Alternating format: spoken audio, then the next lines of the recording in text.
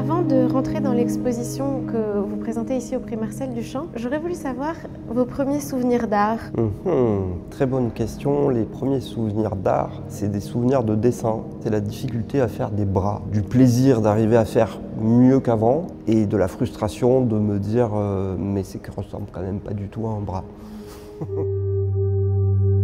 Qu'est-ce que vous avez regardé au début ?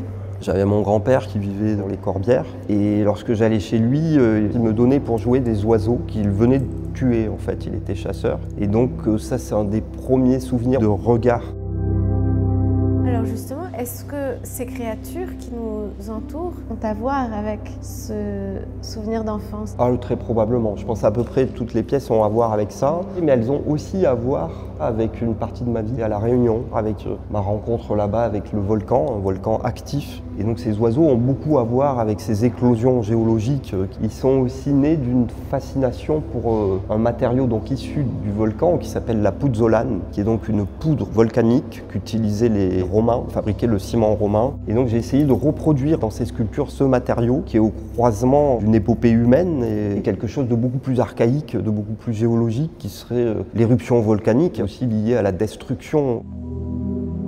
Cette matière, vous l'avez aussi utilisée pour la très grande toile qui est derrière nous. Néanmoins, des toiles aussi grandes que celle-ci, je ne crois pas qu'il y en ait dans votre travail auparavant. Comment est-elle advenue et quel rôle joue-t-elle dans l'exposition? Lorsqu'on a visité donc, les espaces qui pouvaient nous être attribués, j'ai vu cet espace et je me suis dit là, je peux faire ce que j'adore faire en fait dans des expositions, c'est-à-dire proposer un parcours où des œuvres très différentes cohabitent. Et l'idée c'était d'imaginer une activité volcanique mais avec d'autres flux, une sorte d'activité géologique qui tente de faire apparaître des formes de vie inconnues. Il y a un ensemble de dessins qui sont des visages composés avec de la poussière. Qu'est-ce qui vous a poussé vers cette matière aux origines? Ce qui me plaît énormément dans cette poussière qui est générée dans cet endroit, c'est qu'elle est libre. C'est un des rares matériaux finalement qui n'appartient à personne et qui pourtant nous représente tous. C'est-à-dire que la poussière là qu'on récupérerait à l'heure actuelle, il y aurait des traces de nous tous, de nous deux. J'ai eu tout de suite envie de récupérer cette poussière générée par les visiteurs et de faire des portraits. Ce serait un peu ceux du corps des visiteurs qui nous ont précédés en fait. En tout cas, c'est des regards de gens qui n'existent pas mais qui étaient là et qui se rassemblent dans un corps ou dans un visage plutôt qui est un visage commun.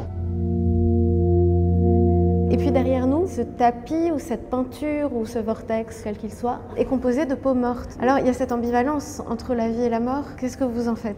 Alors cette pièce, elle est très particulière parce qu'elle est pour moi la fin de quelque chose. C'est l'aboutissement de mon travail sur la peau. C'est une pièce qui a la lisière entre sculpture et peinture, puisqu'on peut en faire le tour. En même temps, pour moi, elle parle vraiment de peinture, parce qu'elle est vraiment à la fois support et geste de peinture. Elle est du côté dont on la voit ici quand on arrive, un mur.